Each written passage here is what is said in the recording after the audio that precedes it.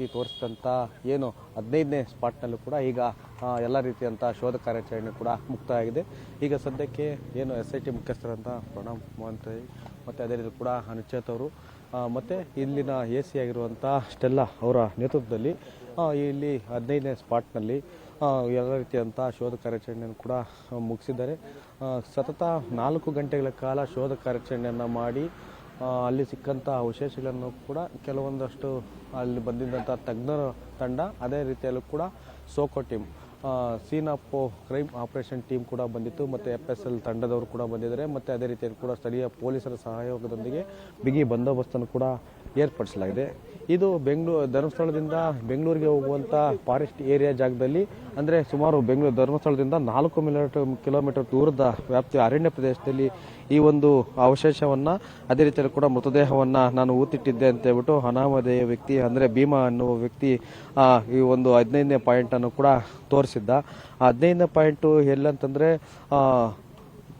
ಗೋಂಕ್ರಾಥಾರ್ ಅನ್ನೋ ಏನು ಫಾರೆಸ್ಟ್ ಏರಿಯಾದಲ್ಲಿ ತೋರಿಸಿದ್ದ. ಅದು ಮೈನ್ ರೋಡ್ಗಿಂತಲೂ ಕೂಡ ಸುಮಾರು 400 ಮೀಟರ್ ಒಳಗಡೆ ಎತ್ಕೊಂಡೋಗಿ ಊತಿಟ್ಟಿದ್ದೆ ಅಂತ ಕೂಡ ಮಾಹಿತಿಯನ್ನು ಕೊಟ್ಟಿದ್ದಾರೆ. ಆ ಮಾಹಿತಿ ಆಧಾರದ ಮೇಲೆ ಈಗ ಶೋಧ ಕಾರ್ಯಾಚರಣೆಯನ್ನು ಕೂಡ ಮುಕ್ತಾಯ ಮಾಡಿದರೆ ಸದ್ಯಕ್ಕೆ ಇನ್ನೂ 14ನೇ ಪಾಯಿಂಟ್ ಆಗಿರ್ಬೋದು ಮತ್ತು 13ನೇ ಪಾಯಿಂಟ್ ಆಗಿರ್ಬೋದು ಅಲ್ಲಿ ಇನ್ನೂ ಕೂಡ ಶೋಧ ಕಾರ್ಯಾಚರಣೆಯನ್ನು ಮಾಡೋಕ್ಕಾಗಲಿಲ್ಲ. ಯಾಕಂದರೆ 14ನೇ ಪಾಯಿಂಟ್ನಲ್ಲಿ ಪೆಟ್ರೋಲ್ ಬಂಕ್ ಇದೆ, ಅದೇ ರೀತಿಯಲ್ಲಿ ಕೂಡ 13ನೇ ಪಾಯಿಂಟ್ನಲ್ಲಿ ನೇತ್ರಾವತಿ ಡ್ಯಾಮ್ ಇರೋದ್ರಿಂದ ಅಲ್ಲಿ ಶೋಧ ಕಾರ್ಯಾಚರಣೆ ಮಾಡೋದಕ್ಕೆ ಸಾಧ್ಯವಾಗ್ತಿಲ್ಲ. ಯಾಕಂದರೆ ಪಕ್ಕದಲ್ಲೇ ನೇತ್ರಾವತಿ ಡ್ಯಾಮ್ ಇದೆ, ಪಕ್ಕದಲ್ಲೇ ರಸ್ತೆ ಇದೆ, ಅಲ್ಲೇ ವಿದ್ಯುತ್ ಕಂಬಗಳು ಕೂಡ ಇದೆ, ಟ್ರಾನ್ಸ್ಫಾರ್ಮರ್ ಡಬ್ಬ ಕೂಡ ಇದೆ, ಸ್ಥಳೀಯ ಪಕ್ಕ ನಿವಾಸಿಗಳು ಕೂಡ ಇದ್ದಾರೆ.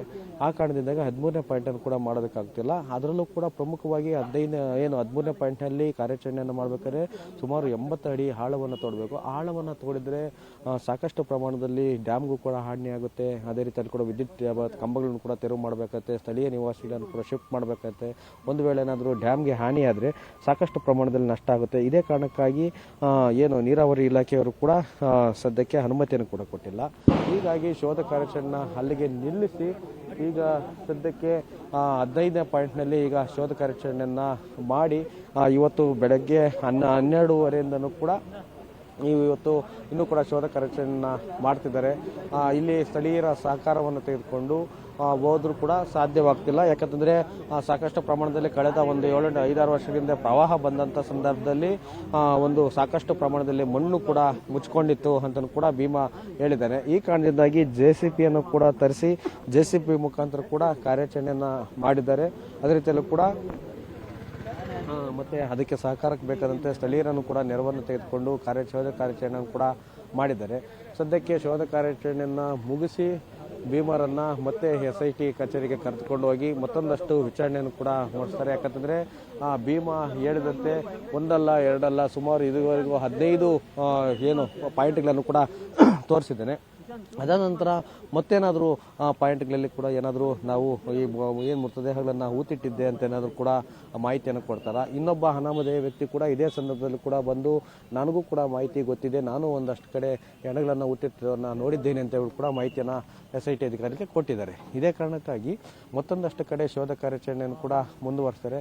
ನಿನ್ನೆ ಯಾವುದೇ ರೀತಿಯಾದಂಥ ಶೋಧ ಕಾರ್ಯಾಚರಣೆ ನಡೆದಿಲ್ಲ. ಇವತ್ತು ಸದ್ಯಕ್ಕೆ ಶೋಧ ಕಾರ್ಯಾಚರಣೆ ಅಂದರೆ 10ನೇ ದಿನದಲ್ಲಿ ಶೋಧ ಕಾರ್ಯಾಚರಣೆಯನ್ನು ಸಂಪೂರ್ಣವಾಗಿ ಯಶಸ್ವಿಯಾಗಿ SIT ತಂಡ ನಿಭಾಯಿಸಿದರೆ. ಅದರಲ್ಲೂ ಕೂಡ ಪ್ರಮುಖವಾಗಿ ಎಲ್ಲೋ ಶೋಧ ಕಾರ್ಯಾಚರಣೆಯನ್ನು ಮಾಡಬೇಕಾದ್ರೂ ಕೂಡ ಸಂಪೂರ್ಣವಾಗಿ ವಿಡಿಯೋ ಚಿತ್ರೀಕರಣವನ್ನು ಮಾಡಿಕೊಂಡು ಸಾಕ್ಷ್ಯಾಧಾರಗಳನ್ನು ಮಾಡಿಕೊಂಡು ಅಲ್ಲಿ ಸ್ಥಳದಲ್ಲಿ ಸಿಕ್ಕಂಥ ಎಲ್ಲ ಏನೆಲ್ಲ ಸಿಗುತ್ತೋ ಆ ಎವಿಡೆನ್ಸ್, ಟೆಕ್ನಿಕಲ್ ಎವಿಡೆನ್ಸ್ ಆಗಿರ್ಬೋದು ಮತ್ತು ಮೂಳೆಗಳಾಗಿರ್ಬೋದು, ಅಲ್ಲಿ ಸಿಕ್ಕಿರುವಂಥ ಅವಶೇಷಗಳಾಗಿರ್ಬೋದು ಎಲ್ಲವನ್ನು ಕೂಡ ಸಂಗ್ರಹಿಸಿ ಮೊದಲನೇದಾಗಿ ಆಸ್ಪತ್ರೆಗೆ ಕಳಿಸುವಂಥ ಕೆಲಸವನ್ನು ಕೂಡ ಮಾಡ್ತಾರೆ. ಆಸ್ಪತ್ರೆಗೆ ಕಳಿಸಿದ ನಂತರ ಭೀಮಾ ಹೇಳಿಕೆಗೂ ಅದಕ್ಕೂ ಹೋಲಿಕೆ ಆಗುತ್ತಾ, ಈತ ಗಂಡನ್ನು ಊತಿದ್ನಾ ಇಲ್ಲ ಹೆಣ್ಣನ್ನು ಊತಿದ್ನಾ ಅನ್ನೋದ್ರ ಬಗ್ಗೆಯೂ ಕೂಡ ದೂರನ್ನು ತೆಗೆದುಕೊಂಡು ಮಾಹಿತಿ ಆಧಾರದ ಮೇಲೆ ಆಸ್ಪತ್ರೆಯಲ್ಲಿ ಕೂಡ ಪರಿಶೀಲನೆ ಕೂಡ ಮಾಡ್ತಾರೆ.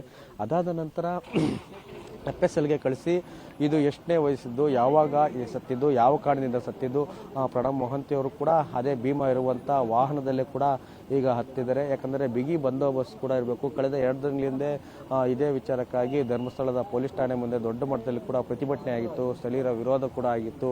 ಇದರಿಂದಾಗಿ ಈ ಶೋಧ ಕಾರ್ಯಾಚರಣೆಯಿಂದ ಧರ್ಮಸ್ಥಳಕ್ಕೆ ಕೆಟ್ಟ ಹೆಸರು ಬರ್ತಿದೆ, ಧರ್ಮಾಧಿಕಾರಿಗಳು ಕೂಡ ಕೆಟ್ಟ ಹೆಸರು ಬರ್ತಿದೆ ಅಂತ ಹೇಳ್ಬಿಟ್ಟು ಒಂದಷ್ಟು ಪ್ರತಿಭಟನೆಗಳು ಕೂಡ ಆಗಿತ್ತು. ಹೀಗಾಗಿ ಬಹಳ ಮುಂಜಾಗ್ರತೆ ಕಥೆಯಿಂದ ಅಷ್ಟೇ ಭದ್ರತೆ ಮುಖಾಂತರ ದೂರದಾರರನ್ನು ಕೂಡ ಕರೆದುಕೊಂಡು ಬಂದು ಆತನ ತೋರಿಸಿದಂಥ ಎಲ್ಲ ಕಡೆಯೂ ಕೂಡ ಶೋಧ ಕಾರ್ಯಾಚರಣೆಯನ್ನು ಯಶಸ್ವಿಯಾಗಿ ಕೂಡ ಮಾಡ್ತಿದ್ದಾರೆ. ಆದರೆ ಒಂದು ನಿಗೂಢ ಏನಂತಂದರೆ ಶೋಧ ಕಾರ್ಯಾಚರಣೆ ಮಾಡಿದಂಥ ಸಂದರ್ಭದಲ್ಲಿ ಯಾವ ಪಾಯಿಂಟ್ಗಳಲ್ಲಿ ಏನೇನು ಸಿಕ್ತು ಅಂತ ಕೂಡ ಇದುವರೆಗೂ ಕೂಡ ಯಾರೂ ಕೂಡ ಸ್ಪಷ್ಟೀಕರಣಗೊಳಿಸಿಲ್ಲ. ಯಾಕಂತಂದರೆ ಇನ್ನೂ ತನಿಖಾ ಹಂತದಲ್ಲಿರೋದ್ರಿಂದ ಎಲ್ಲೆಲ್ಲಿ ಏನೇನು ಸಿಕ್ಕೈತೆ ಮತ್ತು ಎಷ್ಟು ಆಗಿದೆ ಅನ್ನೋದ್ರ ಬಗ್ಗೆ ಕೂಡ ಇನ್ನೂ ಕೂಡ ಸ್ಪಷ್ಟ ಚಿತ್ರಣ ಕೂಡ ಕೊಟ್ಟಿಲ್ಲ. ತನಿಖಾ ಹಂತ ಮುಗಿದ ನಂತರ ಸಂಪೂರ್ಣ ವರದಿಯನ್ನು ಗೃಹ ಸಚಿವರಾದಂಥ ಡಾಕ್ಟರ್ ಜಿ ಪರಮೇಶ್ವರ್ ಅವರಿಗೆ ಕೊಡ್ತಾರೆ.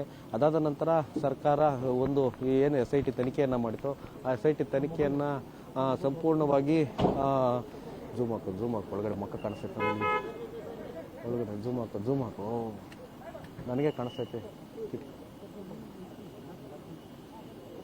ಸರ್ಕಾರ ಬಿಡುಗಡೆಗೊಳಿಸುತ್ತೆ. ಈಗ ಸಂಪೂರ್ಣ ಬಿಗಿ ಪೊಲೀಸ್ ಬಂದೋಬಸ್ತು ಹತ್ರ ಏನು ದೂರುದಾರ, ಅದೇ ರೀತಿಯಲ್ಲಿ ಕೂಡ ಭೀಮಾ ಅಂತ ಅನಾಮಧೇಯ ವ್ಯಕ್ತಿ ಹೆಸರನ್ನು ಇಟ್ಟಿದ್ರು. ಆತನನ್ನು ಈಗ ಬೆಳ್ತಂಗಡಿ ಪೊಲೀಸ್ ಠಾಣೆ ಕಡೆ ಅಂದರೆ SIT ಕಚೇರಿಗೆ ಕರ್ಕೊಂಡು ಹೋಗ್ತಿದ್ದಾರೆ.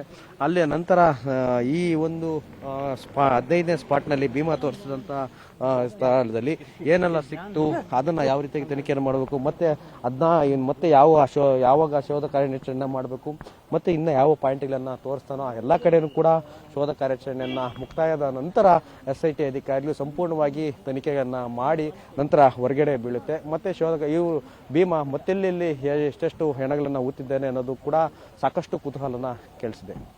ಕ್ಯಾಮ್ರಾಮನ್ ಜಯಂತ್ ಜೊತೆ ಮಲನಳ್ಳಿ ಸಿಸ್ಟರ್, ಧರ್ಮಸ್ಥಳ.